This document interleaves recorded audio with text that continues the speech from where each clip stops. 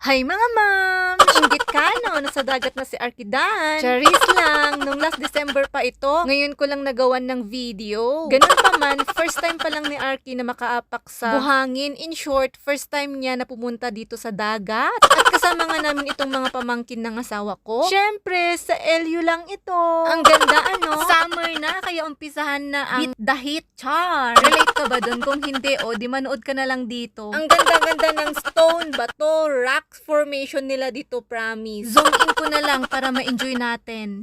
Jiva, masyadong ginalingan ng nature. Habang pinapanood mo ito, anong naaalala mo? Yung mukha ba ng kapitbahay nyo na mabato? Char! Bilang taga-LU nga naman tayo, daan tayo dito sa may Luna. Daan lang dahil hindi naman kami taga dito, taga Sudipan pa kami. At kung hindi ka rin relate dito sa daanan na ito, dito sa may Luna, siya, di manood ka na lang din. Charis lang ulit. At ito na nga ang bata na nag-i-enjoy sa view. Ikaw, anong naiisip mong magandang view ngayong summer? Or yung mga kapitbahay nyo, ang nakikita nyo ngayong view na nagmamarites? Char lang. Usong-uso yan pag tumanaw ka sa bintana, may mga kapitbahay kang nagmamarites. Anyway, paakyat na kami ng bundok, papunta ng barangay namin, papuntang baryo. Yes, nasa baryo po kami. At kahit nga nasa baryo din kami, ay naku, ang dami ring marites. Well, hindi na talaga maiiwasan yan dahil nga kasama na siguro sa buhay. Kaway-kaway na lang yung mga kagaya kong lunar. Lunar ba tawag doon? Okay na ako na nasa bahay lang kahit na wala akong kamaritisan. Basta ganun, naintindihan nyo naman siguro. At ito na nga, nanganak na yung binigay naming rabbit sa mga kapatid ko. Merong 6.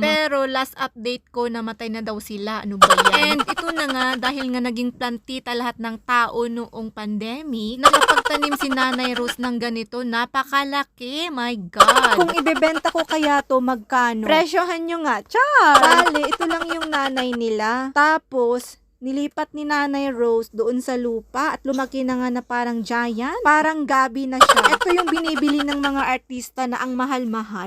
Ano naman ang natanim mo nung pandemic? Baka ni kamote, wala kang natanim ha? Diyos ko po, 2023 na, tanim-tanim din pag may time. Kung wala kang time at gusto mo ng sili, bumili ka kay Nanay Rose. Charis lang. Fresh na fresh, nandito lang sa aming bakuran. Jiva, may kasamang sitaw pa. Mas okay pa na ito rin ang ipagmarites para din may maitulong ka sa kapwa mo nang hindi ka na lang naninira. Kung gusto mo rin ng talong, meron din. Pero hindi namin yan binibenta. Inuwi ko yan dito sa Baguio. Di nakalibre pa ako, fresh na fresh. Ang sarap talaga mabuhay dito sa may probinsya. Basta matuto ka lang magtanim. Mabubuhay ka ng sapat at makakakain ka ng mga healthy gulay. Yan lang muna ang buhay probinsya. Thanks for watching!